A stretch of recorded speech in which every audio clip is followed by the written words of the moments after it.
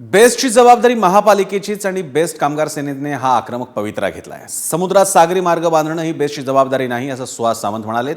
बेस्टच्या 22,000 कर्मचाऱ्यांचा प्रश्न महत्त्वाचा आहे, ही बेस्ट कामगार सेनेची भूमिका त्यांनी मांडली। उद्या बेस्टचे कामगार काळ्या फिती लावून आंदोलन करणार आहेत असे त्यांनी जाहीर केले। बेस्टची संपूर्ण जबाबदारी महानगरपालिकेची असते, मात्र मनपा आयुक्तांनी बेस्टची जबाबदारी आम्ही घेणार नसल्याचं सांगितलं। यानंतर बेस्ट कामगार सेना आक्रमक झाली आहे, मात्र बेस्टची संपूर्ण जबाबदारी मनपाची आहे। समुद्रात सागरी मार्ग बनवणं हा महापालिकेचं काम नाही असं सुहास सावंत यांनी स्पष्ट केलं। 1888चा महानगरपालिका कायदा असं सांगतोय की कोणत्याही परिस्थितीमध्ये बेस्टला संपूर्णपणे उभं करण्याचं काम महानगरपालिकेला करावं लागेल। सागरी सेतू बांधणं ही जबाबदारी महानगरपालिकेची नाही।